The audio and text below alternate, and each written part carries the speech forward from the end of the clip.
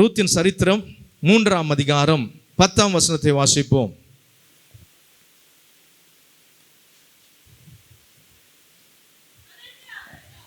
அதற்கு அவன், மகளே போதும், நீ கர்த்தரால் ஆசீர்வதிக்கப்படுவாயாக. இன்றைக்கு உங்களை பார்த்து வரக்கூடிய வார்த்தை, நீ கர்த்தரால் ஆசீர்வதிக்கப்படுவாயாக. உங்க பக்கத்தில் உங்க கருத்தை பிடிச்சி சொல்லுங்களேன், நீ கர்த்தரால் ஆசீர்வதிக்கப்படுவாயாக. இப்போ முகத்தில் எவ்வளோ சந்தோஷம் பார்த்தீங்களா? ஆமாம், உண்மையாகவே கர்த்தர் இன்றைக்கு வந்திருக்கிறவங்க ரொம்ப பிளெஸட் நான் நினைக்கிறேன். ஏன்னா நேற்று தினத்தில் இன்றைக்கு என்ன செய்தியை கொடுக்கணும் ரொம்ப நேரம் காத்துக்கிட்டு இருக்கும்பொழுது கர்த்தர் வேக வேகமாக இந்த வார்த்தையை கொடுத்தார். அப்போ தான் யோசித்தேன், அந்த அந்த அந்த செய்தி இன்றைக்கு வருகிறவங்களுக்கு போல் இருக்குதுன்னு சொல்லி நான் உறுதிப்படுத்தி கொண்டேன். இங்கே சொல்லக்கூடிய வார்த்தை, மகளே நீ கர்த்தரால் ஆசீர்வதிக்கப்படுவாயாக.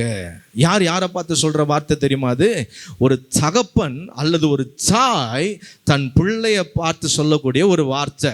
ஒருவேளை அந்த ரூத்தின் சரித்திரத்தில் நகோமி சொல்லியிருக்கலாம், போவாஸ் சொல்லியிருக்கலாம்.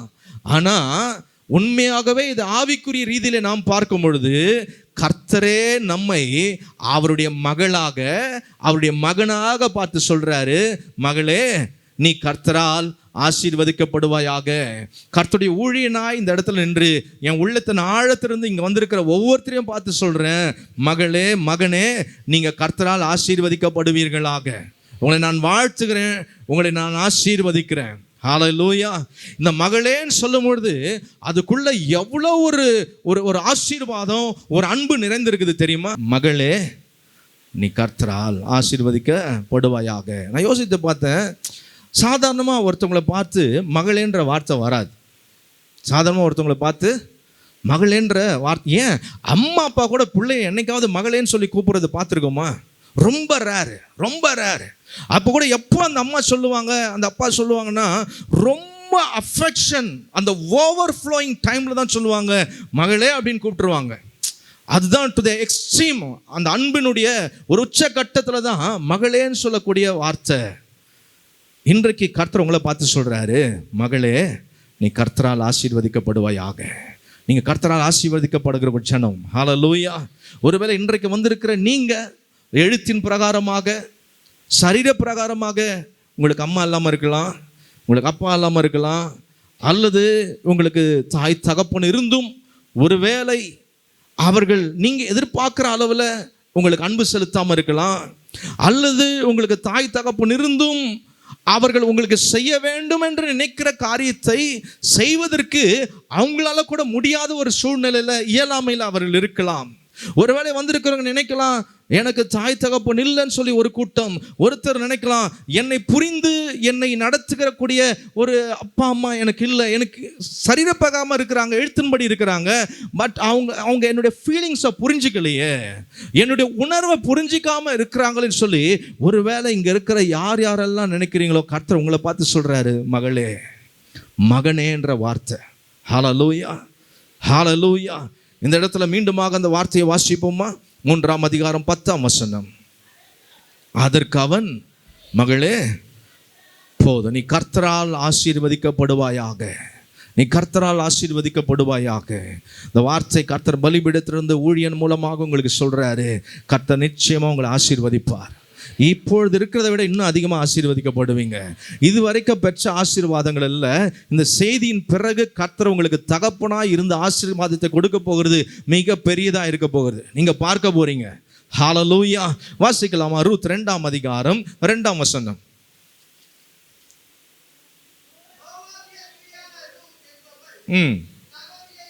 நகோமியை பார்த்து, நான் வயல்வெளிக்கு போய் அவர் பிறகு கதிர்களை பொறுக்கி கொண்டு வருகிறேன் என்றாள்.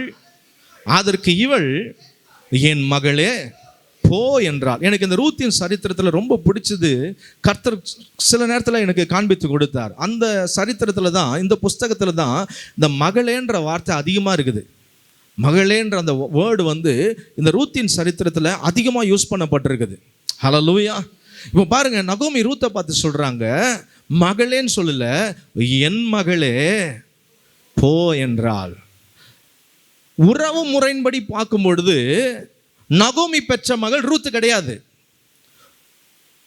உறவு முறையில் ரத்த சம்மந்தப்படுத்தி பார்க்கும் பொழுது நகோமி ரூத்துக்கு அம்மா கிடையாது, அவங்க மாமியார், இவ மருமக. ஹல்லேலூயா. ஆனா நகோமி வாயிலிருந்து வரக்கூடிய வார்த்தை எப்படி இருக்குது? மகளே இல்லை, என் மகளே.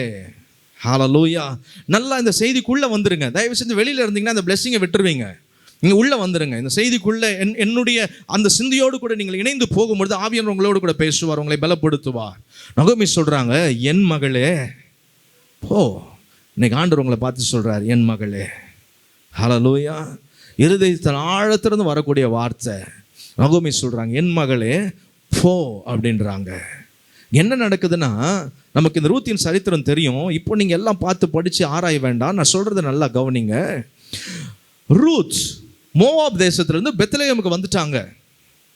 பெத்லகேமில் ரூத்துக்கு யாரையும் தெரியாது, அந்த ஊர் புதுசு, அந்த இடம் புதுசு.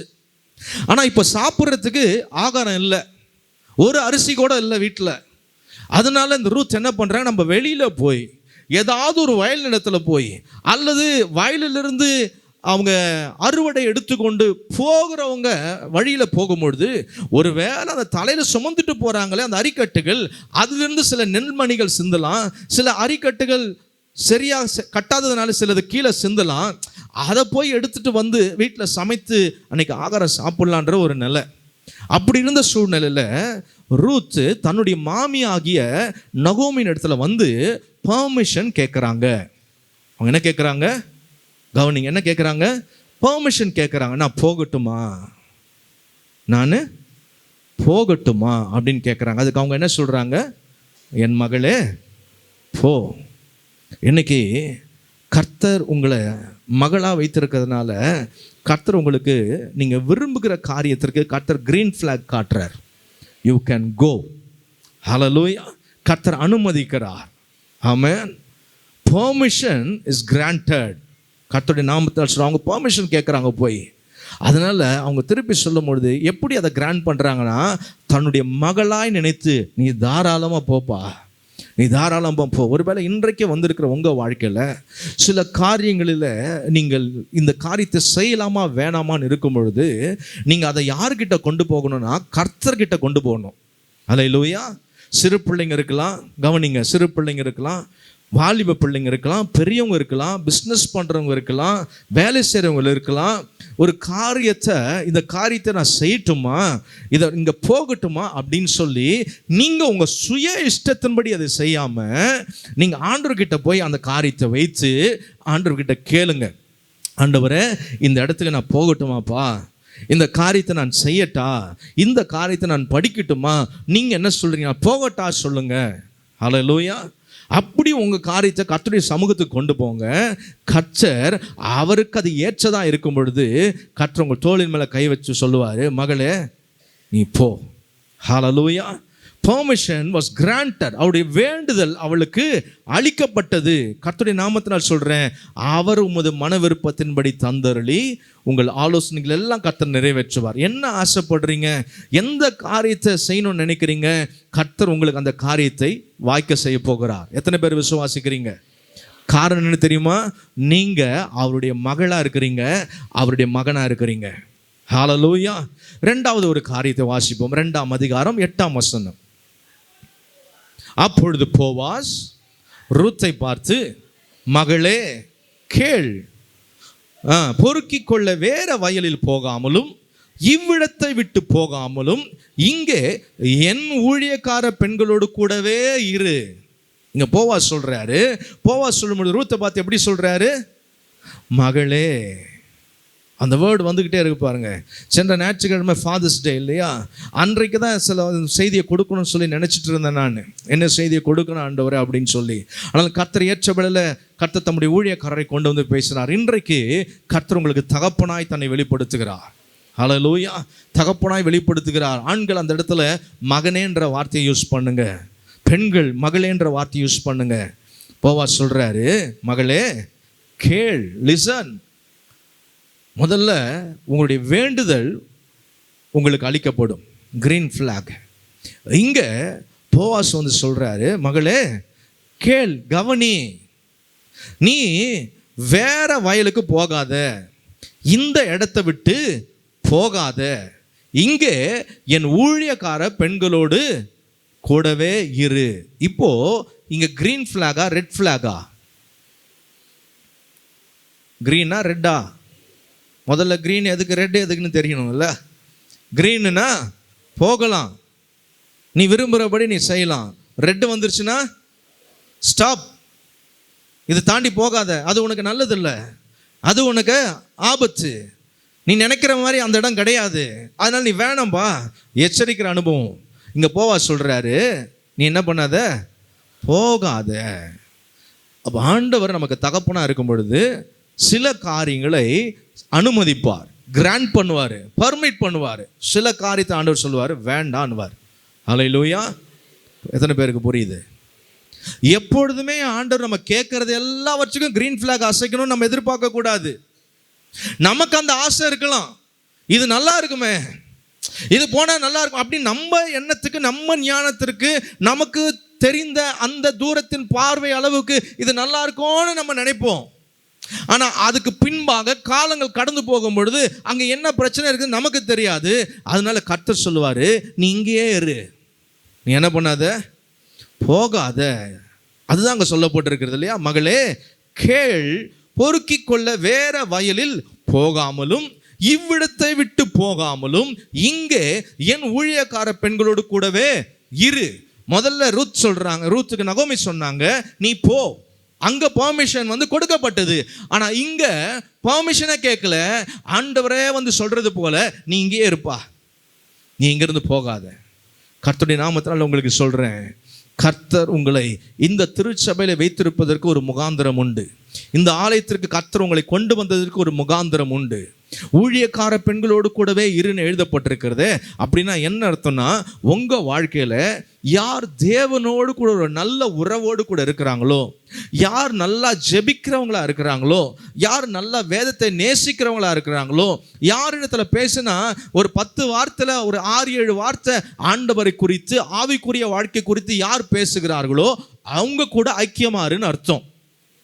இருக்கிறீங்களா? ஹல்லேலூயா. என் ஊழியக்கார பெண்களோடு கூடவே இருன்னு சொன்னா என்ன அர்த்தம்னா, எனக்கு பிரியமானவர்களோடு கூட நீ இரு, உலகத்திற்கு பிரியமானவர்களோடு கூட நீ இருக்காத. ஹல்லேலூயா. உலகத்துக்கு பிரியமானவர்களோட இடத்துக்கு நீங்க போயிடாத. அங்க ஒருவேளை நிறைய பேர் இருப்பான், அங்க இருக்கிற ஃப்ரெண்ட்ஸ் உலக பிரகாரமான காரியத்தை செய்து நிறைய பேர் இருப்பான். ஆனா நீ அங்க போகாதப்பா. நீ இருக்க வேண்டிய இடம் எங்கன்னா, என் ஊழியக்காரர், எனக்கு பிரியமான ஊழியக்காரனை குறித்து சொல்லும் பொழுது ஆண்டவர் சொல்லியிருக்கிறாரு, ஒருவன் எனக்கு ஊழியம் செய்வானால் பிதாவானவர் அவனை கனம் பண்ணுவாருன்னு சொல்லிட்டு அடுத்தது முக்கியமான ஒரு வார்த்தையை சொல்லுவாரு. யார் சொல்லுவீங்க அதை? இது யாருக்கும் தெரியல பாருங்க. ஒருவன் எனக்கு ஊழியம் செய்வானால் பிதாவானவர் கனம் பண்ணுவார். இதுல இருந்து என்ன தெரியுது? ஆசீர்வாதத்து மேல மட்டும் கண்ணை பெருசா வச்சிருக்கிறோம். கவனிக்கிறீங்களா? அதுக்கு பிறகு ஆண்டவர் சொல்றாரு, என் ஊழியக்காரன் எங்க இருப்பான்னா, நான் எங்கே இருப்பேனோ அங்கே என் ஊழியக்காரன் இருப்பான். ஹல்லேலூயா. நான் இருக்கிற இடத்துல எந்த ஊழியக்காரன் இருக்கிறானோ அவனை கனப்படுத்துவேன் தான் அதுக்கு அர்த்தம். ஹல்லேலூயா. எத்தனை பேருக்கு புரியுது? அப்போ ஆண்டவரோடு கூட யார் இருக்கிறார்களோ அவர்களோடு கூட நீ இருன்னு அர்த்தம். யார் இந்த தெய்வத்தோடு கூட இணையாம, இந்த தெய்வத்துக்கும் அவர்களுக்கும் சம்பந்தம் இல்லாம வாழ்ந்து கொண்டிருக்கிறாங்களோ அவங்க கூட உன் ஃபெலோஷிப் இருக்கக்கூடாது. ஆனா யார் கூட நீ அதிகம் பழகணும் தெரியுமா? யார்கிட்ட உன்னுடைய காரியத்தை ஷேர் பண்ணணும் தெரியுமா? யாரோடு கூட நீங்க ஐக்கியமா இருக்கணும் தெரியுமா? கர்த்தர் இருக்கிற இடத்துல எந்த மனிதன் இருக்கிறானோ அவனோடு கூட தான் உங்க ஐக்கியம் இருக்கணும். அதுக்கு அர்த்தம் தான் என் ஊழியக்கார பெண்களோடு கூடவே இரு. ஹல்லேலூயா. ஒருவேளை ரட்சிக்கப்பட்டு சபையில் இருக்கிறவங்க கூட இருக்கணும்னு அர்த்தம் கிடையாது. இந்த சபையில பல பேர் இருக்கலாம், பல கிறிஸ்தவர்கள் வெளியில இருக்கலாம், ஆனா அவங்க எல்லாரும் கூட இருக்கணும்னு அர்த்தம் கிடையாது. அவர்களிலும் யார் ஆண்டவரோடு கூட யார் இருக்கிறாங்களோ அவங்க கூட தான் உங்க ஐக்கியம் இருக்கணும். ஹல்லேலூயா. அவங்களும் கிறிஸ்டியன் தான், அவங்க கூட நானும் இருந்துக்கிறேன். இன்னும் நீ அவங்கள சோதித்து பார்க்கணும். அவங்களுக்கு ஆண்டவர் அதிக முக்கியத்துவப்படுத்துறாங்களா, கர்த்தர் இல்லாத காரியத்திற்கு அதிக முக்கியத்துவம் கொடுக்குறாங்களா என்பதை நீ சோதித்து பார்த்து அப்படிப்பட்டவர்களோடு கூட உன்னுடைய ஐக்கியம் இருக்க வேண்டும். ஒரு ஆமென் சொல்லுங்க. ஹல்லேலூயா. ஹல்லேலூயா. அப்போ ஆண்டவர் சொல்றாரு, நீ இந்த இடத்த விட்டு போகாத. அப்படின்னா சில காரியம் உனக்கு கஷ்டமா இருந்தாலும் அந்த இடத்துல ரூத்துடைய நிலைமை என்ன தெரியுமா? பொறுக்கி கொள்ள வேற வயலில் போகாமலும். சிந்துகிற காரியத்தை இன்னொருத்தருந்து கிடைக்கிற நன்மை தான் உனக்கு இப்போ கிடைச்சிக்கிட்டு இருக்குது. ஆனாலும் இந்த இடத்த விட்டுட்டு வேற இடத்துல இதை விட ஒரு நல்ல நன்மை கிடைக்குமா நினைச்சு போயிடாத. அந்த வார்த்தையை கேட்டு ரூத் அதே இடத்துல இருந்ததுனால பின் நாட்களில் பார்க்கும் பொழுது எந்த வயலை விட்டு போகாமல் இருந்தாங்களோ அந்த வயலுக்கு அவங்க எஜமாட்டியா மாறினாங்க. ஹல்லேலூயா. ஆண்டவராக இயேசு கிறிஸ்து பிறப்புக்கிறதுல அந்த சந்ததியில அவர்கள் கொண்டு வந்தார் கர்த்தர். இப்போ எதிர்காலத்தில் கர்த்தர் என்ன ஆசீர்வாதம் வைத்திருக்கிறாருன்னு தெரியாது. சில காரியத்துக்கு ஆண்டவர் உங்களுக்கு பெர்மிட் பண்ணலன்னா போராடாதீங்க. ஆண்டவர் அலோவ் பண்ணலன்னா போராடிக்கிட்டு இருக்காதீங்க ஆண்டவர்கிட்ட. ஒன்ஸ் ரெட் ஃபிளாக் வந்ததுன்னா விட்டு விலகுங்க அந்த காரியத்தை விட்டு. அதுக்கு மேலே நீங்கள் அதில் போராடிக்கிட்டு இருக்கக்கூடாது. உங்களுக்கு தெரியும், பல முறை நம்ம செய்தியில் பார்த்துருக்குறோம், பீலையாமை கர்த்தர் எச்சரிக்கிறாரு, எப்பா போவாதப்பா, வந்திருக்கிற ஆளோடு கூட நீ போக வேணாம், நீ இங்கேயே இரு அப்படின்னு சொல்லி ஆண்டவர் சொல்றாரு. பீலையாம் கிட்ட சொல்றாரு, நீ போகாத அப்படின்னு சொல்லி. ஆனாலும் பீலையாம் என்ன பண்றாரு? மறுபடியும் அந்த கூட்டம் வந்த பொழுது பீலையாம் இடத்துல ஆண்டவர் நீ போ அப்படின்ட்டாரு. ஏன்னா மறுபடியும் பீலையாம் போய் ஆண்டவர்கிட்ட கேட்குறாரு, ஆண்டவர் நான் போட்டா. ஆண்டவரை போட்டு ரொம்ப தொல்லை பண்ணிக்கிட்டே இருக்குது. ஏற்கனவே ஆண்டவர் சொல்லிட்டு அது வேண்டாம் அப்படின்ட்டாரு. என்னுடைய வாழ்க்கையில் நான் நிறையா காரியத்தை அப்படி அனுபவிச்சிருக்கிறேன். ஊழியத்துக்கு வந்த புதுசில் ஊழியத்தையும் செய்து கொண்டு மற்றவர்களுக்கு சில காரியங்களில் நான் முயற்சி எடுப்பேன். ஏதாவது இந்த காரியத்தை அவங்களுக்கு செய்து கொடுக்கணும். ஃபார் எக்ஸாம்பிள், யாராவது ஒருத்தருக்கு ஏதாவது பணத்துக்காக இல்லை, நல்ல ஞாபகம் வச்சுங்க, தெளிவாக சொல்கிறேன். ஒரு காரியத்தை ஒருத்தர் செய்கிறதுனால எனக்கு அதில் பணம் கிடைக்கணுன்ற அந்த எண்ணம் கிடையாது. அவங்களுக்கு நம்மளால் ஏதோ ஒரு உதவி ஆகட்டுமே அப்படின்றதுனால எனக்கு தெரிஞ்ச இன்ஃப்ளூயன்ஸோடு கனெக்ட் பண்ணி விடுவேன். உதாரணத்துக்கு ஒரு எக்ஸாம்பிளுக்கு சொல்கிறேன், ஒருத்தருக்கு ஒரு நிலம் விற்க முடியல, அந்த நிலம் விற்கணுன்றதுக்காக என்கிட்ட சொல்லும் பொழுது அதற்காக நான் யார்கிட்டயாவது ஃபோன் பண்ணி இப்படி ஒரு நிலம் இருக்குதான் ஒருத்தவங்களுக்கு, அவங்களுக்கு விற்கணுமா, கொஞ்சம் ஏதாவது பாருங்க அப்படின்னு நான் சொல்லுவேன். அந்த நிலம் விற்கிறதுனால எனக்கு கமிஷனுக்கு கிடையாது, கொடுத்தாலும் வாங்க மாட்டேன். நான் அதில் தெளிவாக ஆரம்பத்திலேருந்து ஊழியத்துக்கு வந்தபொழுதே அந்த தெளிவோடு தான் வந்தேன். ஏன்னா வருமானமே சம்பாத்தியமே வேணான்னு விட்டுட்டு வந்ததுக்கு தான் ஊழியம். சம்பாதிக்க வரல, சம்பாத்தியத்தை விட்டுட்டு வந்தவன் நான். அல்லேலூயா. தெளிவாக புரிந்து கொள்ளணும். சம்பாதிக்க நான் ஊழியத்துக்கு வரல, சம்பாத்தியத்தை விட்டுட்டு ஆண்டவருக்காக சேவை செய்யணும்னு வந்தேன். கர்த்தர் என்னை போஷிக்கிறாரு, எனக்கு அது போதும். அல்லேலூயா. ஊழியத்தை வைத்து சம்பாதித்து சொத்தை வாங்குறதுக்கும் என்னுடைய காரியத்தை கட்டுறதுக்கு நான் ஊழியத்துக்கு வரல. அதனால ஊழியத்துக்கு வந்த பொழுதே எனக்கு நான் ஒரு தீர்மானத்தோடு இருந்தேன், எந்த விதத்திலும் யாரிடத்திலும் எந்த உதவி செய்தாலும் அதில் எனக்கு ₹1 அவங்க கொடுத்தா கூட நான் அதை வாங்கக்கூடாது அப்படின்னு. ஆனால் அதே நேரத்தில் யாருக்காவது ஏதாவது உதவி செய்யணும், யாருக்காவது ஏதாவது பண்ணணுன்ற அதிகமான எண்ணம் எனக்குள்ள எப்பொழுதுமே இருந்துக்கிட்டே இருக்கும். அதற்காக மெனக்கட்டு பல காரியத்தை நான் செய்வேன். அப்படி அநேக காரியத்தை செய்து அதில் நான் ஃபெயிலியர் ஆகியிருக்கேன்.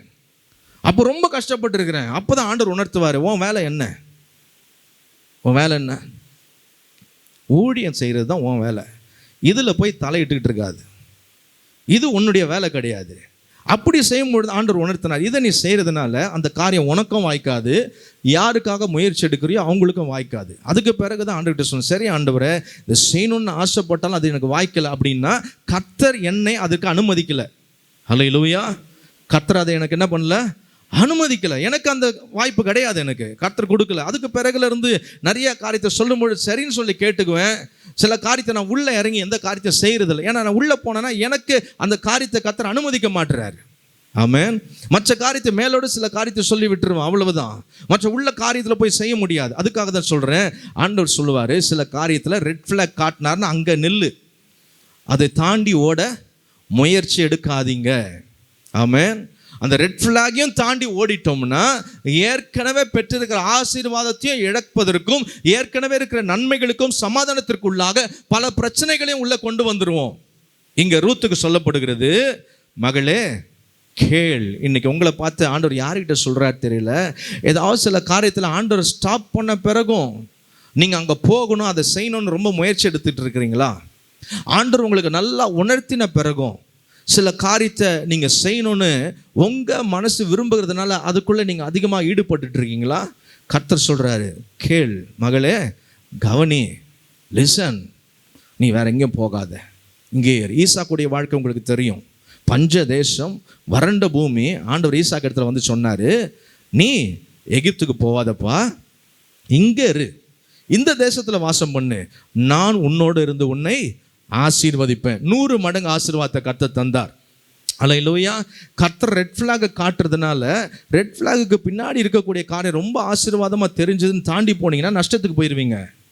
ஆனால் கர்த்தர் ரெட் ஃப்ளாக் காண்பிக்கும் பொழுது இருக்கிற இடம் உங்களுக்கு கஷ்டமாக இருந்தாலும் அங்கே கர்த்தருடைய வார்த்தையை நீங்கள் முன்னிட்டு நிற்பீர்கள் என்று சொன்னால் அந்த இடத்துல கர்த்தர் உங்களுக்கு 100 மடங்கு ஆசீர்வாதத்தை கொடுக்க அவர் போதுமானவராக இருக்கிறார். அல்லேலூயா. முதல்ல என் மகளே போ, சில காரியத்தை கர்த்தர் உங்களுக்கு கிராண்ட் பண்ணுவார், ஓகே சொல்லுவார். அதனால எல்லாவற்றையும் ஆண்டவர் ஓகே சொல்ல மாட்டார். இப்போ இங்கே சொல்லப்படுகிறது, நீ வேற இடத்துக்கு போகாத. அல்லேலூயா. அப்போ நீங்க ஊழியக்கார பெண்களோடு கூடனா கர்த்தருடைய ஜனத்தோடு கூட அதிகமான இணைப்பில் இருக்கணும். ஜெபிக்கிறவங்களோடு கூட அதிகமாக நீங்கள் ஃபெலோஷிப் வைக்க பழகுங்க. உங்களுக்கு சொல்கிறேன், பக்கத்தில் கருத்தை பிடிச்சி சொல்லுங்கள். உங்கள் பக்கத்தில் இருக்கவங்க தட்டி சொல்லுங்கள். உங்களை தான் சொல்கிறோம். ஆமாம், தட்டி சொல்லுங்கள். ஜெபிக்கிறவங்களோட அதிகமாக பழகுங்க. அதிகமாக வேதத்தை தியானிக்கிறவங்களோடு கூட பழகுங்க. அதிகமாக ஆண்டவரை குறித்து பேசுகிறவங்களோடு கூட பழகுங்க. அல்லேலூயா. இதை விட்டுட்டு சிலர்லாம் பார்த்தீங்கன்னா யார் வீட்டுக்காவது போய் உட்காந்து நேரம் போலலாம் உட்காந்து கதை பேசிக்கிட்டு இருக்கோம். அந்த நாட்கள் எல்லாம் அப்படி தான் பார்த்துருக்குற நிறைய இடத்துல. வீடு விட்டு வீடு தாவுறது. என்னது? வீடு விட்டு வீடு தாவிடும். அதால் நிற்க முடியாது. பாருங்க, அங்கே தாவி அந்த வீட்டில் இருக்கிறத பிடிச்சி இழுத்து அதுவும் வெயிட் பண்ணிருக்கோம், எப்போ தாவி வரும் இது. அது ஆவலாம் நின்றுட்டு இருக்கும். ஒன்று அது தாவி வரணும், இல்லை இது தாவி அங்கே போகும். இது 2 போனேன்னா 3வது நாள் அது வேற எங்கே தான் தாவி ஓடி வந்துடும். ஆஹா, என்ன அருமை! சகோதரர்கள் ஒருமித்து வாசம் பண்ணுகிறது எத்தனை இன்பமும் நன்மையுமா இருக்கிறது. அது ஆரோனின் சிரசு மேல் ஊற்றப்பட்ட அவன் தாடின் வழியாக வழுகிற தைலத்தை போல இருக்குது. ஆமாம், இன்னைக்கு அதெல்லாம் இல்லை, கான்ஃபரன்ஸ் காலில் இணைகிறது. அல்லேலூயா. ஆமாம், போய் தேவையில்லாமல் நேரத்தை யார் வீட்டிலையாவது உக்காந்து, உனக்கு நேரம் போலியா, பேச்சு துணை இல்லையா, ஆலயம் இருக்குது. ஆவியானவர் உங்ககிட்ட பேச ரெடியாக இருக்கிறாரு. ஏசப்பா உங்ககிட்ட பேச ரெடியாக இருக்கிறாரு.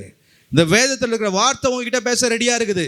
ஆனால் இதோடு கூட பேசுவதற்கு இந்த பேச்சை கேட்கறது நம்மளுக்கு இன்ட்ரெஸ்ட் இல்லை. ஆவியானவர் ஏதாவது சொல்லுவாரான்னு கேட்கறதுக்கு இன்ட்ரெஸ்ட் இல்லை. ஆனால் எங்கேயாவது போய் உட்காந்துட்டு யாருக்கிட்டையாவது ஊர் கதையை, அடுத்தவன் கதையை நல்லா சுவாரஸ்யமாக பேசி அதுக்கு கண்ணை வச்சு 2 கண்ணு வைக்க மாட்டான், 20 கண்ணு வைக்கிறது. நினச்ச இடத்துலாம் கண்ணு, வாய் எல்லாம் வச்சு பறக்க விடுறது. அல்லேலூயா. ஏன் வரமாட்டேங்குது? உங்களை சொல்லலையே, நீங்கள் ஏன் பயந்து ஒரு மாதிரி நடுக்கத்தில் இருக்கிறீங்க? நீங்கள் அப்படிப்பட்ட ஆள் கிடையாது. நீங்கள் யார் வீட்டுக்கும் போய் எதையும் பேச மாட்டீங்களே, நீங்கள் ஏன் பயப்படுறீங்க? ஆமென், வெரி குட், ரைட். ஆமாம். ஆனால் சிலர் உண்டு, யார்கிட்டையாவது போய் யாரை பற்றியாவது பேசினா அதுக்கு தூக்கம் வராது, அன்றைக்கி செத்து போயிடும். அது ஜீவனை காப்பாற்றிக்கிறதுக்காக ஒன்று மொபைல் எடுக்கும், கை படப்படான்னு இருக்கும். நடந்ததை சொல்லி ஆகணும் யாருக்கிட்டையாவது, இல்லைன்னா ஆற்று வெடிச்சிடும், டப்புன்னு போயிடும். அதை சொன்னாதான் அப்பாடா இறக்கி வச்சுட்டேன், பாரத்தை இறக்கலை. அடுத்தவனை பற்றி ஏதாவது பேசுறது, அங்கே யார் வந்தது தெரியுமா, அங்கே யார் போனது தெரியுமா அப்படின்னு. இதுதான் சிசிடிவி கேமரா, 2 கண்ணு சிசிடிவி கேமரா. இதுதான் அப்படியே 360 டிகிரியில் ரொட்டேட் ஆகும். தன்னை பார்க்கறதுல அடுத்தோடனே மறைச்சுப்போம், யார் இவன், எங்கே போகிறான், அவன் எங்கே போகிறான், அங்கே என்ன நடக்குது, காதை கட்டி தூக்கி அங்கே வச்சிடுறது. அல்லேலூயா. சமீபத்தில் ஒரு அரசியல்வாதியை பற்றி கொஞ்ச நாளுக்கு முன்னாடி வந்தது. அவங்க அப்பா வீட்டு டேபிள் கீழே ஒருத்தர் ஒட்டு கேட்குற ஸ்பீக்கர் வச்சுட்டாராம். அதான் அவங்க அப்பா உஷாரு. பிள்ளையோடைய அப்பா யார்? பிள்ளைக்கு அப்பாவாச்சு. அவர் எவ்வளோ திறமையாக இருப்பார். கண்டுபிடிச்சிட்டாங்க யார் இந்த ஒட்டு கேட்குறத வச்சது. கடைசியில் அதையும் கண்டுபிடிச்சிட்டாங்க. காதை கட்டி இப்போ வைக்கிறது வேற இடத்துல. எங்க யார் என்ன பேசுகிறாங்கன்னு கேட்கறதுக்கு இருக்கிறீங்களா? வரவா? காதை கழட்டி வேற இடத்துல வச்சிடுறது. அங்கே பேசுறதெல்லாம் இந்த காது ரெக்கார்ட் பண்ணிக்கிட்டே இருக்கும். இது இங்கே வேலை செஞ்சுட்டே இருக்கும், எங்கேயாவது போயிட்டே இருக்கும். காதை கழட்டி வச்சு ஒட்டு கேட்குற வேலை. அல்லேலூயா, அல்லேலூயா. சாத்தான். அது யாரு? சாத்தான். ஒட்டு கேட்குற புத்தி யாருக்காவது வந்ததுன்னா உனக்குள்ள யாரு கிரியை செய்கிறா? பிசாசின் பிள்ளை நீ. அடுத்தவன் காரியம் உனக்கு எதுக்கு? அடுத்தவன் காரியம் உங்களுக்கு எதுக்கு? அல்லேலூயா, அல்லேலூயா. இருக்கீங்களா? அடுத்தவங்க என்ன பேசுறாங்கன்றது உனக்கு எதுக்கு? அல்லேலூயா.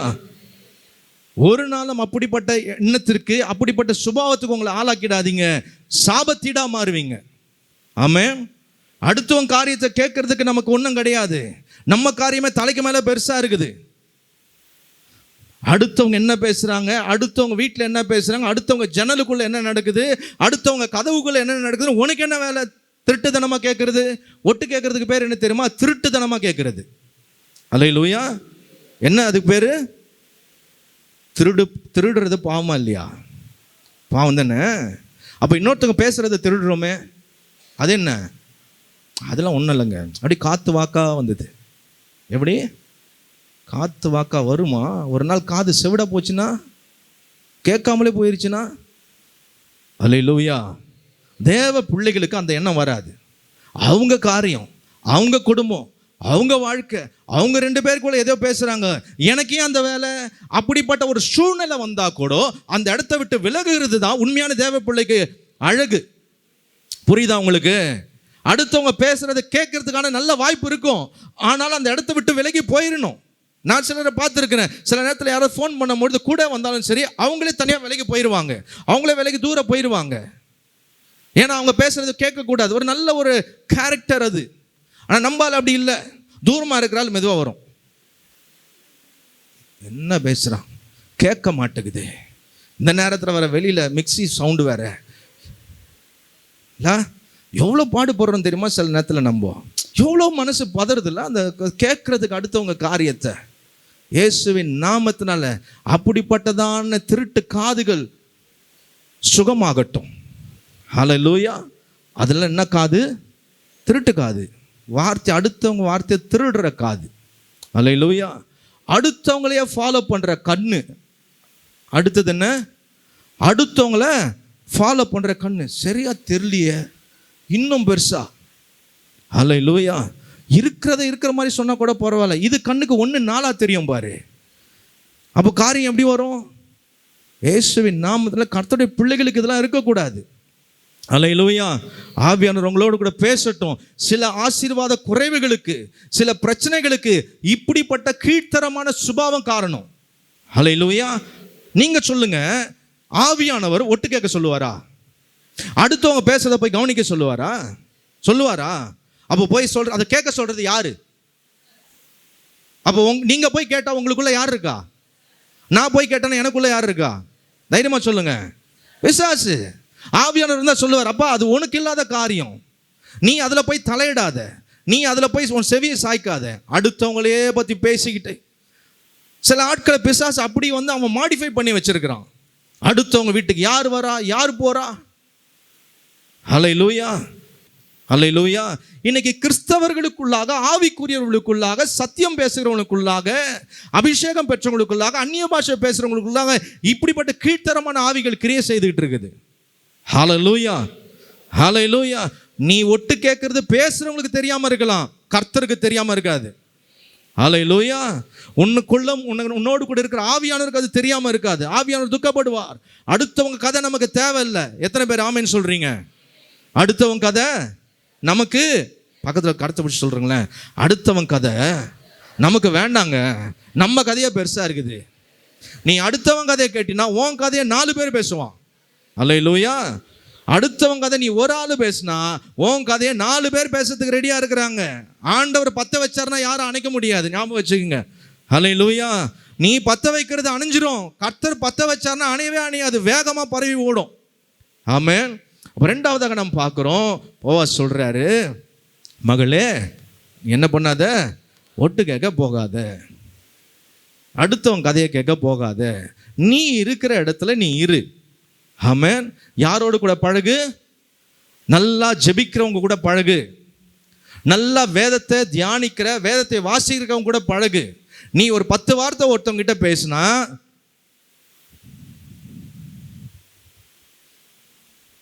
அதுல 6-7 வார்த்தையாவது கர்த்தரை பற்றி இருக்க வேண்டும். ஹல்லேலூயா. கிருபையா சொல்றேன், கிருபையாய் தாழ்மையா சொல்றேன். இதுவரையிலும் நான் வேலை செய்கிற இடத்திலும் சரி, நான் பழகின எல்லார் இடத்திலும் சரி, யார் இடத்துல அதிகமான நேரத்தை செலவு செய்கிறேனோ அவர்கள் எப்படி இருப்பார்கள் என்று சொன்னால், 2 வார்த்தை 20% எங்களை பற்றி நாங்கள் பேசினாலும் 80% கர்த்தருடைய வார்த்தை குறித்து, ஊழியத்தை குறித்து, கர்த்தருடைய ராஜ்யத்தை குறித்து தான் இருக்கும். ஹல்லேலூயா. ஆண்டவருடைய கிருபை. எனக்கு அப்படிப்பட்ட ஆட்களை தான் கர்த்தர் கொடுக்குறாரு. நீங்களும் அப்படி இருங்க. மற்றவங்க கதையை பேசுகிற ஆளை சேர்க்காத. கிட்ட சேர்த்துனா நீ அழிஞ்சு போயிடுவ. உன் ஆவிக்குரிய வாழ்க்கை வீணாக போயிடும். ஹல்லேலூயா. கேட்கறதுக்கு ருசியாக இருக்கும் நல்லா, ஆனால் வாழ்க்கையை சீரழிச்சு போட்டுரும். ஆமென். அடுத்த ஒரு காரியத்துக்கு வருவோமா? வாசிக்கலாம். ரூத்தின் சரித்திரம் 2ஆம் அதிகாரம் 22ஆம் வசனம். அப்பொழுது நகோமி தன் மருமகளாகிய ரூத்தை பார்த்து, என் மகளே,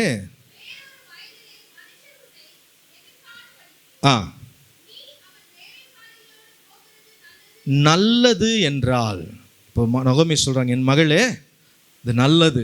மறுபடியும் சொல்றேன், உங்களுடைய பெற்றோர்களாக இருக்கலாம், கர்த்தராக இருக்கலாம், உங்களை உண்மையாக நேசித்து நடத்துகிறவங்க உங்களுக்கு எப்பொழுதுமே நல்லது தான் செய்வாங்க. ஹல்லேலூயா. முதல்ல பார்த்தோம், பெர்மிஷன் கிராண்டட், வேண்டுதல் கொடுக்கப்பட்டது. இரண்டாவது ஆலோசனை வழங்கப்பட்டது. என்ன ஆலோசனை? மகளே, நீ வேற இடத்துக்கு போவாத, ஊழியக்கார பெண்களோடு கூட இருன்னு ஒரு ஆலோசனை, அட்வைஸ். மூன்றாவதாக, உங்களுக்கு யார் உங்களை நடத்துகிறவங்க, உங்கள் பெற்றோர் மற்றும் உங்களுடைய வெல்விஷஸ், உங்களுடைய நலம் விரும்பிகள், நீங்கள் நல்லா இருக்கணும்னு உண்மையாக நினைக்கிறாங்க பாருங்க, அவங்களும் சரி, எல்லாவற்றிற்கு மேலே கர்த்தர் உங்களுக்கு நல்லது தான் செய்வார். ஹல்லேலூயா. எத்தனை பேர் ஆமென் சொல்கிறீங்க? ஒரு நாளும் நம்முடைய ஆண்டவர் தீமையை செய்யவே மாட்டார். ஒரு நாளும் தீமையை அனுமதிக்க மாட்டார். அவருக்கு தீமை செய்யவும் தெரியாது. ஹல்லேலூயா. தீமையை நன்மையாய் மாற்றுகிறவர். ஒருவேளை உங்களுக்கு நடக்கிற காரியம் தீமையை போல தோணலாம், ஆனால் கர்த்தர் அதற்குள்ள தான் உங்களுக்கான நன்மையை வைத்திருக்கிறார். மறந்து போகாதீங்க. ஆமென். ரோமர் 8:28 விதமாய் சொல்லுகிறது, அன்றியும் அவருடைய தீர்மானத்தின்படி அழைக்கப்பட்டவர்களாய் தேவனிடத்தில் அன்பு கூறுகிறவர்களுக்கு சகலமும் நன்மைக்கு ஏதுவாய் நடக்கிறது. ஹல்லேலூயா. தேவனிடத்தில் யார் அன்பு கூறுகிறார்களோ அவர்களுக்கு கர்த்தர் சகலவற்றையும் நன்மைக்கு ஏதுவாக தான் செய்கிறாரு. இருக்கிறீங்களா? ஒரு நாளும் கர்த்தர் தீமையை அனுமதிக்க மாட்டார். கர்த்தர் உங்களுக்கு தகப்பனாக இருக்கும் பொழுது முதலாவது உங்களுடைய வேண்டுதலை உங்களுக்கு அருள் செய்கிறார். இரண்டாவது, தேவன் உங்களுக்கு தகப்பனாக இருக்கும் பொழுது கர்த்தர் உங்களுக்கு ஆலோசனை கொடுத்து சில காரியத்தை தடுக்கிறார். மூன்றாவதாக, கர்த்தர் உங்களுக்கு தகப்பனாக இருக்கிறதுனால உங்களுக்கு அவர் எப்பொழுதும் நன்மையை தான் செய்வார். அல்லேலூயா. எப்பொழுதும் கர்த்தர் நன்மையை தான் செய்வார். ஒரு நாளும் தீமை செய்ய மாட்டார். ஒரு நாளும் நீங்கள் நினைச்சிடவே கூடாது, இந்த ஆண்டவர் ஏன் இப்படி பண்ணிட்டாரு. எந்த சூழ்நிலையும் அந்த எண்ணத்துக்குள்ள வந்துடாதீங்க. அப்படிப்பட்ட வார்த்தையை சொல்லிடாதீங்க. சிலர் உணர்ச்சி வசப்பட்டு, என்ன இந்த ஆண்டவர் இப்படி படுத்துறார், இப்படி எங்களை பண்றாரு. நோ, அவர் ஒரு நாளும் தீமை செய்ய மாட்டார். ஹல்லேலூயா. என்ன இழப்புகள் வந்தாலும் அது நமக்கான தீமை அல்ல. ஹல்லேலூயா. ஹல்லேலூயா. ஒரு ஊழியக்காரர் அழகா சொன்னாரு, சில உறவுகள் நம்மை விட்டு இயற்கையாக பிரிந்து போயிடுறாங்க. இயற்கை நிமித்தமாக அவனுடைய நாட்கள் நிறைவடைந்து அந்த உறவுகள் நம்மை விட்டு கடந்து போன பிறகு நமக்கு அநேக கேள்விகள் வரும், அநேக துக்கமாக இருக்கிறோம். அதை புரிந்து கொள்ள முடியாது, ஏற்றுக்கொள்ள முடியாது. ஏன் ஆண்டவரே இதை அனுமதித்தீங்க, ஏன் இப்படி நடந்தது என்று பல கேள்விகள், துயரங்கள் நம்மை தாக்க ஆரம்பிக்கும். அப்பொழுது நாம் ஒன்று புரிந்து கொள்ளணும், அந்த நாட்களுக்கு பின்பு அவர்கள் இந்த பூமியில இருப்பார்கள் என்று சொன்னால், கர்த்தர் குறித்த நாளுக்கு பின்பு ஒரு மனிதனோ ஒரு மனுஷியோ பூமியில் இருந்தால் அது அவங்களுக்கும் கஷ்டம், யார் கூட இருக்கிறாங்களோ அவங்களுக்கும் அது கஷ்டம். அல்லேலூயா. தேவன் சகலத்தையும் அதனதன் காலத்தில் நேர்த்தியாய் செய்திருக்கிறார். அதில் எந்த குறைவுமே கிடையாது. அல்லேலூயா. எந்த குறைவுமே கிடையாது. நன்றாக புரிந்து கொள்ளுங்க, கர்த்தர் நம்முடைய வாழ்க்கையில் என்ன நடந்தாலும் அது ஆண்டவர் நன்மைக்காக தான் செய்கிறார். ஒருவேளை அந்த நேரத்தில் அந்த துக்கத்தை தாங்க முடியாது, அந்த கஷ்டத்தை நம்மளால் ஏற்றுக்கொள்ள முடியாது. ஆனால் கர்த்தருடைய பிள்ளைகளாக இருக்கிற நமக்கு ஒன்று தெரியணும், கர்த்தர் அனுமதித்திருக்கிறார். இது நன்மைக்காக தான் கர்த்தர் செய்திருக்கிறார். ஒன்று அவர்களுடைய நன்மைக்காக, இன்னொன்று நம்முடைய நன்மைக்காக. ஹல்லேலூயா. ஹல்லேலூயா. ஆகவே அப்படிப்பட்ட காரியங்களை நம் ஒரு நாளும் மனதில் வைத்துக்கொண்டு, ஆண்டவர் இப்படி செய்துட்டாரு, என் வாழ்க்கையில் இதை அனுமதிச்சுட்டாரு, என் வாழ்க்கையில் இப்படிப்பட்ட காரியத்தை கூட நடத்திட்டாரு, ஒரு நாளும் அப்படி நினைக்காதீங்க. ஹல்லேலூயா. ஒருவேளை இன்றைக்கு அப்படிப்பட்ட ஏதாவது ஒரு காரியம் உங்கள் உள்ளத்தில் இருந்துட்டு, ஆண்டவர் ஏன் இந்த காரியத்தை எனக்கு செய்தார், ஏன் இப்படி நடத்திட்டாருன்னு சொல்லி இருப்பீங்கன்னா, அதை உங்கள் இருதயத்திலிருந்து எடுத்து போட்டுருங்க. கர்த்தர் நல்லவர். ஹல்லேலூயா. எப்பொழுதுமே சொல்ல பழகிக் கொள்ளுங்க, கர்த்தர் நல்லவர், என்னை நடத்துகிற கர்த்தர் நல்லவர். ஒரு நாள் எனக்கு தீமை செய்ய மாட்டார், ஒரு நாள் எனக்கு தீமை செய்ய மாட்டார். நான் ஊழியத்துக்கு வந்த நாட்களிலும் சரி, அதற்கு முன்பாக சில கஷ்டங்களுக்குள்ளாக, ரொம்ப கடினமான பாதைகளுக்குள்ளாக நான் கடந்து போக வேண்டியது இருந்தது. அப்பொழுதெல்லாம் என்ன பண்ணுறதுனே தெரியாது. மிக கடினமான ஒரு சூழ்நிலை, நெருக்கமான ஒரு சூழ்நிலை, ரொம்ப நெருக்கப்பட்டேன். அப்பொழுது சில நேரத்தில் யோசிப்பேன், என்ன ஆண்டவரே. ஆனால் ஆண்டவர் நான் கேள்வி கேட்டதே கிடையாது. தாழ்மையாக சொல்கிறேன், பெருமையாக இல்லை. ஒரு நாள் ஆண்டவரை பார்த்து நான் கேள்வி கேட்டதே கிடையாது. ஆண்டவர்கிட்ட கேட்டதில், ஆண்டவரே இதற்கு உதவி செய்யுங்க ஆண்டவரே, இதுலேருந்து வெளியே வரத்துக்கு கிருபை தாங்க ஆண்டவரே, அப்படிப்பட்ட காரியத்தை தான் கேட்டிருக்கிறேனே தவிர, ஏன் இதை அனுமதித்தீர், ஏன் இப்படி நடந்தது ஆண்டவரேன்னு சொல்லி ஆண்டவரை ஒரு நாள் நான் கோபித்து கொண்டதே கிடையாது. புலம்பல் 3:27-28. தன் இளம் பிராயத்தில் நுகத்தை சுமக்கிறது மனுஷனுக்கு நல்லது. வாலிப வயசுல கஷ்டத்தை நீ சுமக்கிறது நல்லது உனக்கு. வாலிப தம்பி, வாலிப தங்கச்சி, உங்களுக்கு சொல்கிறேன், கர்த்தருடைய வசனம் சொல்கிறது, இளம் பிராயத்தில் நுகத்தை சுமக்கிறது நல்லது. உன் வாலிப நாட்களில் நீ ரொம்ப சந்தோஷமாக ஆடிக்கிட்டு இருந்தீங்கன்னா அது கஷ்டம். உன் வாலிப நாளில் நீ கஷ்டத்தை சுமக்கிறதுனா அது உனக்கு நல்லது. நான் சொல்லலை, வசனம் சொல்லுகிறது. நான் ரொம்ப நெருக்கப்பட்ட பொழுது நான் வேதத்தில் நான் மார்க் பண்ணி வச்சிருக்கிறேன். இந்த வார்த்தை என்னோடு கூட அதிகமாய் பேசினது. இந்த வார்த்தை என்னை அப்படியே பலப்படுத்த ஆரம்பித்தது. இந்த வார்த்தைக்கு என்னை அப்படியே அர்ப்பணிக்க ஆரம்பித்தேன். தன் இளம் பிராயத்தில் நுகத்தை சுமக்கிறது மனுஷனுக்கு நல்லது. அதுக்கு அடுத்த வசனம் சொல்லுது, அவரே அதை தன்மேல் வைத்தார் என்று அவன் தனித்திருந்து மௌனமாக இருக்க கடவன். அல்லேலூயா. ஆண்டவர் தான் இதை அனுமதிச்சாருன்னு சொல்லி அவன் என்ன பண்ணணும், எல்லார்கிட்டையும் போய் புலம்பிக்கிட்டு இருக்கக்கூடாது. அவன் தனித்திருந்து மௌனமாக இருக்க கடமை. அல்லேலூயா. சில நேரங்களில் உங்கள் வாலிப நாட்களில் சில பிரச்சனை, சில கஷ்டத்துக்குள்ளே நீங்கள் போகிறீங்களா? கர்த்தருடைய பிள்ளைகளாக இருந்து நீங்கள் நடத்தப்படுறீங்களா? கவலைப்படாதீங்க, அது நல்லது உங்களுக்கு. அதற்கு பின்பு பெரிய ஆசீர்வாதம் உங்களுக்கு காத்திருக்கும். அதற்கு பின்பு கர்த்தர் ஒரு மிகப்பெரிய உயர்வை வைத்திருப்பார். அதற்கு பின்பு கர்த்தர் தம்முடைய சித்தத்துக்குள்ளே உங்களை நடத்தி உங்களை வழிநடத்துவார். ஹல்லேலூயா, ஹல்லேலூயா. அப்போ நல்லா புரிந்து கொள்ளுங்க, கர்த்தர் நம்மை ஒரு நாளும் தீமைக்குள்ளாய் நடத்த மாட்டார். அவர் நன்மை செய்கிறவர், நல்லதை மட்டும் தான் கர்த்தர் செய்வார். ஹல்லேலூயா, ஹல்லேலூயா. இன்னொரு காரியத்தை நான் இதோடு கூட சேர்த்து சொல்கிறேன். இந்த பூமியில் வாழ்கிற நாட்களில் உங்கள் உறவுகளோடு கூட, உங்கள் பெற்றோர்களோடு கூட, உங்களுடைய சொந்தங்களோடு கூட நீங்கள் உண்மையாய் அன்பாய் பழக கற்றுக்கொள்ளுங்க. இந்த வாய்ப்பு நமக்கு எவ்வளோ நாள் இருக்குன்னு தெரியாது. நான் அடிக்கடி சொல்லுவேன், நம்மை நேசிக்கிறவர்கள், நம்மோடு கூட இருக்கிறவர்கள் எவ்வளோ நாள் அவங்க நம்ம கூட இருப்பாங்கன்னு தெரியாது. நாம் எவ்வளோ நாள் அவங்க கூட இருப்போன்றது தெரியாது. அது கணவன் மனைவியாக இருக்கலாம், பெற்றோர் பிள்ளைகளாக இருக்கலாம், உடன் பிறந்த சகோதர சகோதரிகளாக இருக்கலாம். யாராக இருந்தாலும் சரி, எவ்வளோ நாள் நம்ம அவங்க கூட இருப்போம்னு தெரியாது. அவங்க நம்ம கூட எவ்வளவு நாள் இருப்பாங்கன்றது தெரியாது. ஆகவே இருக்கக்கூடிய இந்த கொஞ்ச நாள் வாழ்க்கையில் கர்த்தர் தந்திருக்கிற குடும்பத்தில் நீங்கள் ஒருவரை ஒருவர் அன்பாக நேசிங்க. பிள்ளைங்க பெற்றோர்களை அதிகமாக நேசிங்க, பெற்றோர்கள் பிள்ளைகளை அதிகமாக நேசிங்க. கோபம் கொண்டாலும் பாவம் செய்யாதீங்கன்னு இருக்குது. கோபம் கொண்டாலும் அதை மறந்துட்டு மறுபடியும் நேசிக்க ஆரம்பிங்க, அன்பு செலுத்த ஆரம்பிங்க.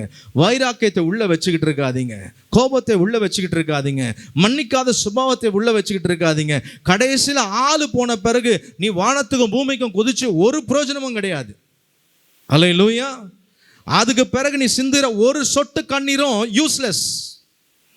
உங்களுக்கு சொல்றேன், அதுக்கு பிறகு நீ சிந்துற ஒரு சொட்டு கண்ணீர் கூட பிரயோஜனம் இல்லை. No use. இருக்கும் பொழுது நீ அன்பு செலுத்தாம உன்னை விட்டு போன பிறகு தாரா தாரியா கழுது புலம்பி கதறி உருண்டா என்ன பிரயோஜனம்? அந்த மனுஷன் உன்னை பார்க்குறாரா? அந்த மனுஷன் உன்னை பார்க்குறாங்களா? போனவங்க அதெல்லாம் பார்க்குறாங்கன்னு அர்த்தமா? Once gone is gone forever. முடிஞ்சு போச்சு. அதுக்கப்புறம் நீ அழுது புலம்பி நெஞ்சில் அடிச்சுட்டு குதிக்கிறது ஒரு யூஸ் இல்லையா? ஜீவன் இருக்கிற நாளில் அன்பு செலுத்த பழகு. ஜீவன் இருக்கிற நாளில் நேசிக்க பழகி கொள்ளுங்க, உண்மையாய் நேசிங்க. ஹல்லேலூயா. இருக்கிற வரைக்கும் சண்டையை போட்டுட்டு, வெறுப்பை வச்சுக்கிட்டு, குரோதத்தை உள்ள வச்சுக்கிட்டு, கசப்பை உள்ள வச்சுட்டு செத்த பிறகு எப்படி அழ முடியுது? எப்படி அந்த முகத்தில் கண்ணீர் வருகிறது? இருக்கிற வரைக்கும் நேசிக்க தெரியலையே, இருக்கிற வரைக்கும் உதாசீனப்படுத்துகிறோம், இருக்கிற வரைக்கும் ஒருத்தரை பற்றி தவறாக பேசுகிறோம், போன பிறகு எப்படி அழ முடியுது? நல்லா புரிஞ்சு கொள்ளுங்க. நம்ம கூட இருக்கிறவங்க ஒன்ஸ் நம்மளை விட்டு போயிட்டாங்கன்னா மறுபடியும் நீங்கள் அவங்கள பார்க்க முடியாது. மறுபடியும் அவங்கள நீங்கள் பார்க்க முடியாது. அவ்வளவுதான்.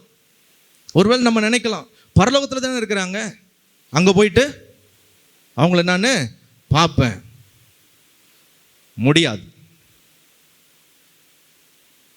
அங்கே போய் உங்களால் பார்க்க முடியாது. என்னடா இப்படி குண்டை தூக்கி போட்டீங்களே? சத்தியத்தை சத்தியமாக சொல்கிறேன், இங்கே ஒருத்தரை பார்க்குற மாதிரி அங்கே போய் நீங்கள் பார்க்க முடியாது. அங்கே போனவங்களுடைய சரீரம் பூமிக்குரிய சரீரம் கிடையாது, அது மகிமையின் சரீரம். எல்லாருக்கும் ஒரே விதமான மகிமையின் சரீரம் இருக்கும். எல்லாருமே ஒரே மாதிரி தான் இருப்பாங்க. அங்கே போயிட்டு நீங்கள் என்ன கேட்பீங்க? ரொம்ப நாள் ஆச்சு உங்களை பார்த்து, நல்லா இருக்கீங்களான்னு கேட்பீங்க? சொல்லுங்க, கொஞ்சம் யோசிச்சு பாருங்க, கேட்பீங்களா? இந்த எண்ணமே அங்கே இருக்காது. புரியுதா? ஒன்ஸ் இந்த பூமியில் நம்ம கண்ணை மூடிட்டோம்னா இந்த பூமிக்குரிய எல்லாமே வாஷ் அவுட், டோட்டலாக முடிஞ்சிருச்சு, அவ்வளவுதான். நம்ம நினச்சிக்கிட்டு இருக்கிறோம், கனவுல வந்து பேசினாரு, நேற்று வந்து பேசினாரு, அவருக்கு வேறு வேலை கிடையாது, உன் தொல்லை வேணாம் தானே ஏன் போனார்? இங்கே இருக்கிறத விட அங்கே போனால் நல்லா இருக்கிறது தானே போனார். அவர் எப்படி வருவார்? கூப்பிட்டா கூட வரமாட்டாங்க. ஐயோயோ, இந்த மகிமையான சந்தோஷமான இடத்த விட்டுட்டு நான் எப்படி அந்த பூமிக்கு நறுப்படி வருவேன்? ஓ முகத்தை எப்படி நான் பார்ப்பேன்? இல்லையா? ஒன்ஸ் இங்கேருந்து கண்ணை மூடிட்டாங்கன்னா நல்லா புரிஞ்சுக்கொள்ளுங்க. சிலர் வந்து புரியாமல் உங்களுக்குள்ளாக சில எண்ணங்களை வளர்த்து வச்சிருக்கிறாங்க. நிறையா பேர் கனவுல வந்தால் அவருக்கு நடக்கிறதெல்லாம் தெரியுமா? ஐயோயோ, அப்போ ஒரு சமாதானமாக இருப்பார். யோசித்து பாருங்க, சமாதானமாக இருக்க முடியுமா? அவங்க இளைப்பாறுதலுக்குள்ளே பிரவேசித்தாங்க, அவங்க இளைப்பாறுதலுக்குள்ளே மகிமைக்குள்ளே பிரவேசித்தாச்சு. அங்கே ரிட்டர்ன் கிடையாது. அங்கே போனவர்கள் இளைப்பாறுகிறார்கள், அவ்வளவுதான். தேவ சமூகத்தில் அவங்க இருக்கிறாங்க. இங்கே இருக்கிற நிலை அவங்களுக்கு தெரிஞ்சா அங்கே இளைப்பாறுதலோடு இருப்பாங்களாங்க? இங்கே நீங்கள் படுற கஷ்டம், நீங்கள் புலம்புறது, இங்கே இருக்கிற சூழ்நிலை அவங்களுக்கு தெரிஞ்சதுன்னா அவங்க நிம்மதியாக இருப்பாங்க. இல்லை நம்மளே அங்கே போனால் இங்கே இருக்கிற நம்ம பிள்ளைங்க, நம்ம அம்மா அப்பா, நம்ம கூட பிறந்தவங்க கஷ்டப்படுறதை பார்த்து அங்கே நம்ம சும்மாவாக இருப்போம், நிம்மதியாக இருப்போம். சிலவங்க சொல்லுவாங்க, அந்த ஆத்மா பரிதபிக்குது. அந்த ஆத்மா ஏன் பரிதபிக்கும்? அந்த ஆத்மா சந்தோஷமாக இருக்குது ஆண்டவருடைய சமூகத்தில். ஹல்லேலூயா. நல்லா புரிஞ்சுக்குங்க. இந்த மாதிரி காரியத்தெல்லாம் யாராவது சொன்னால் நம்பாதீங்க. சத்தியத்துக்கு புறமான காரியம் அது. ஒருவேளை ஆண்டவர் உங்களை சேற்றுவதற்கு, உங்கள் காயங்களை ஆற்றுவதற்கு, உங்களை பலப்படுத்துவதற்கு நீங்கள் நேசிக்கிறவர்களை சொப்பனத்தில் ஆண்டவர் கொண்டு வருவார், காண்பிப்பார். அது தேவன் உங்கள் மேலே வச்சிருக்கிற அன்பு. அதனால அந்த ஆத்துமா பார்த்துக்கிட்டு இருக்குதுன்னா அப்போ அந்த ஆத்துமா எங்கே இருக்குது? அப்போ பரதேசிக்கு போகலையா? ஆண்டவருடைய சமூகத்துக்கு போகலையா? அப்போ இங்கே உள்ள சுற்றிக்கிட்டு இருக்குதா? அது அசுத்தாவியா? யோசித்து பாருங்க.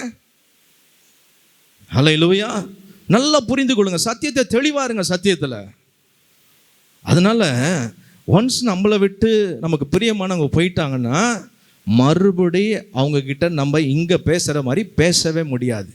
ஏன்னா நாம் இங்கேருந்து அங்கே போயிட்டா இங்கே இருக்கிற எண்ணம் எதுவுமே நமக்கு இருக்கிறாது. அங்கே போனால் என்ன? எப்பொழுதுமே கர்த்தர், எப்பொழுதுமே மகிமையான இடம், எந்நேரம் ஆண்டவரை ஆராதிக்கிற இடம். அங்கே பசி இல்லை, அங்கே பட்டினி இல்லை, அங்கே துன்பம் இல்லை, அங்கே கவலை இல்லை, அங்கே எந்த பிரச்சனையுமே கிடையாது. அப்படி இருக்கிற இடத்துல போய் எப்படி இருக்கீங்கன்னு கேட்போமா? ரொம்ப நாள் ஆச்சு பார்த்துன்னு சொல்லுவோமா? ஒன்ஸ் அந்த இடத்துக்கு போனோன்னா தேவ மகிமை அவ்வளவுதான், எல்லாமே மறைஞ்சிரும், தேவ பிரசனத்துக்குள்ளே போயிடுவோம். ஹல்லேலூயா. மறுபடியும் பார்க்கணுன்னு ஆசைப்பட்டாலும் கஷ்டம். ஆண்டவரே கொண்டு வந்து உங்களுக்கு இன்ட்ரடியூஸ் பண்ணால் தான் தெரியும். அப்படி இன்ட்ரடியூஸ் பண்ணாலும் அங்கே உட்காந்து கதை பேச முடியாது. எந்நேரம் ஆண்டவரை துதிக்கிற இடம் அது, எந்நேரம் ஆண்டவரை ஆராதிக்கிற இடம் இது. அங்கே உட்காந்து கதை பேசிகிட்டு இருக்க முடியாது. ஆனால் அங்கே உட்காந்து கதை பேசினா அங்கே ஒரு குரூப்பை ஃபார்ம் பண்ணிவிடுவோம் நம்ம. ஹல்லேலூயா, ஹல்லேலூயா. ஆமாம், அதனால தான் சொல்கிறேன், இங்கே இருக்கும்பொழுது தான் உங்களால் உண்மையாக அன்பு செலுத்த முடியும். அதுக்கு பிறகு இன்னொரு சான்ஸ் இல்லை. அதுக்கு பிறகு அவங்ககிட்ட போய் பேசணும்னு ஆசைப்பட்டாலும் யூ கானட், உங்களால் அது முடியாது. ஆமென். புரியுதா? அதை கொஞ்சம் நான் டீப்பாக யோசித்து பார்த்தேன். உள்ளுக்கு ஒரு பக்கம் ரொம்ப கஷ்டமாக இருந்தது. இந்த சத்தியத்துக்குள்ளே அதிகமாக தியானிக்கும் பொழுது மனசு கொஞ்சம் வேதனைக்குள்ளே போனது. அப்போ யாரையும் மறுபடியும் போய் அவங்கள கரத்தை பிடிச்சி எப்படி இருக்கிறீங்க, நல்லா இருக்கிறீங்களான்னு கேட்க முடியாதா? முடியாது. இதுதான் உண்மையான சத்தியம். அல்லேலூயா. அதனால் இங்கே இருக்கும் பொழுது என்ன பண்ணுங்க, நல்லா அன்பு செலுத்துங்க. அடுத்தவங்களுக்கு உங்கள் அம்மா அப்பாவுக்கு என்னெல்லாம் செய்யணுமோ எல்லாம் செய்யுங்க. ஹல்லேலூயா. உங்கள் பிள்ளைங்களுக்கு என்னெல்லாம் செய்யணுமோ செய்யுங்க. உன் உடன் பிறந்தவர்களுக்கு என்னெல்லாம் பண்ணணுமோ அன்பாக செய்யுங்க. ஹல்லேலூயா. ஒன்ஸ் போனால் அதுக்கு பிறகு மறுபடியும் அவங்களை பார்க்க போகிறதில்ல. ஆகவே ஆண்டவர் தகப்பனாக இருக்கிறதுனால அவர் நமக்கு நன்மை செய்கிறார், நல்லது மட்டும்தான் செய்வார். ரூத் 3:1.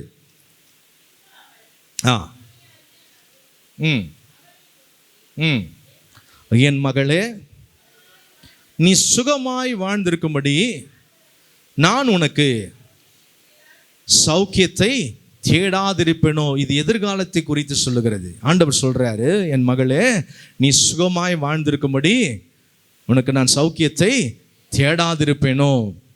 எப்படி இந்த நகோமி கிட்ட இந்த வேர்டு வந்ததுன்னா, ஆரம்பத்துல இருந்து ரூத் நகோமிக்கு ரொம்ப பிரியமா இருந்தாங்க. ஹல்லேலூயா. ரொம்ப பிரியமா இருந்ததுனால ஒரு காலகட்டத்தில் நகோமி என்ன யோசிக்க ஆரம்பிச்சிட்டாங்க தெரியுமா? எனக்கு இவ்வளோ பிரியமா, என்ன கேட்காம எதுவும் செய்யறதில்ல, எனக்கு தெரியாம எதுவும் செய்யறதில்ல, அதனால இவளுக்கு ஒரு நல்ல வாழ்க்கையை நான் என்ன பண்ணணும், உருவாக்கி தரணும். இங்கே வந்திருக்கிறவங்களை பார்த்து சொல்கிறேன், இந்த நாளில் கர்த்தர் உங்களுக்கு தகப்பனாக இருக்கிறதுனால கர்த்தர் உங்களுக்கு நல்ல ஒரு எதிர்கால வாழ்க்கையை வச்சிருக்கிறாரு, நல்ல எதிர்கால வாழ்க்கையை வைத்திருக்கிறார். நீங்கள் எல்லா காரியத்தையும் ஆண்டவர்கிட்ட வைத்து, ஏசப்பா இது செய்யட்டுமா வேணாமா, அவர் போக வேணாம்னா போகலை, எப்பொழுதுமே ஆண்டவர் எனக்கு நன்மையை மட்டும் செய்கிறார். இந்த அனுபவத்துக்குள்ளே நீங்கள் ஆண்டவருக்கு முன்பாக உண்மையாக இருக்கும் பொழுது கர்த்தர் உங்களுக்கு தகப்பனாக இருந்து உங்களுக்கு நல்ல ஒரு எதிர்கால வாழ்க்கையை வைத்திருக்கிறார். உங்களுக்கான நல்ல வாழ்க்கையை கர்த்தர் அவரே தேடி கொடுப்பார். ஆமென். கர்த்தர் உங்களுக்கு தகப்பனா இருக்கிறதுனால உங்களுக்கு சுகமான எதிர்கால வாழ்க்கையை வைத்திருக்கிறார். நீங்க கவலைப்படாதீங்க, உங்க எதிர்காலம் எப்படி இருக்க போகுதுன்னு பயப்படாதீங்க.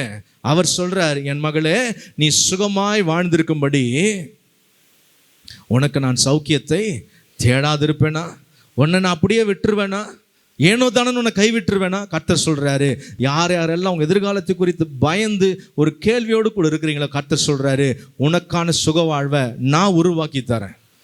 உன் சுக வாழ்வு சீக்கிரத்தில் துளிர்க்கும். ரூத் 3:13 வாசிப்போமா? ரூத் 3:11. ரூத் 3:11. இப்பொழுது மகளே பயப்படாதே, உனக்கு வேண்டியதெல்லாம் செய்வேன். கடைசியாக கர்த்தர் உங்களுக்கு தகப்பனாக இருக்கிறதுனால ஆண்டவர் சொல்கிறாரு, இப்பொழுது மகளே உனக்கு வேண்டியபடியெல்லாம் நான் செய்வேன். இப்போ நீங்கள் எந்த சூழ்நிலையில் நீங்கள் வந்திருந்தாலும் சரி, கர்த்தர் உங்களை பார்த்து சொல்கிறாரு, உனக்கு வேண்டியபடியெல்லாம் நான் செய்கிறேன். உனக்கு என்னெல்லாம் விருப்பமோ அதை நான் கொடுக்குறேன். உன் வாழ்க்கைக்கு என்ன தேவையோ அதை நான் செய்கிறேன்னு கர்த்தர் சொல்கிறார். ஹல்லேலூயா. இன்றைக்கு கர்த்தர் உங்களை பார்த்து சொல்லக்கூடிய முதலாவது வார்த்தை, மகளே நீ கர்த்தரால் ஆசீர்வதிக்கப்பட்டவர். ஹல்லேலூயா. இப்போ கர்த்தரால் ஆசீர்வதிக்கப்படுகிற பிள்ளை எப்படி இருப்பானா, சில நேரத்தில் கர்த்தர் உங்களுக்கு உங்களுடைய வேண்டுதலே உங்களுக்கு அருள் செய்வார், போக சொல்லுவார், அந்த காரியத்தை செய்ய சொல்லுவார். சில நேரத்தில் கர்த்தர் சொல்லுவார், நீ அங்கே போகாத, நீ இங்கேயே இரு, உன் வாழ்க்கை குறித்து எச்சரிக்கையாரு, தேவையில்லாத இடத்துக்கு போயிடாதன்னு சொல்லுவார். மூன்றாவது, கர்த்தர் உங்களுக்கு தகப்பனாக இருந்து எதை செய்தாலும் அதை உங்களுக்கு எப்படி தான் செய்வார், நன்மையானதான் தான் செய்வார். நான்காவதாக, உங்களுக்கான ஒரு சுக வாழ்வை கர்த்தர் வைத்திருக்கிறார். சுகமாய் வாழ்ந்திருக்கும்படி கர்த்தர் உங்களுக்கு சுக வாழ்வை வைத்திருக்கிறார். ஐந்தாவதாக, உங்களுக்கு வேண்டியபடியெல்லாம் கர்த்தர் செய்வார்.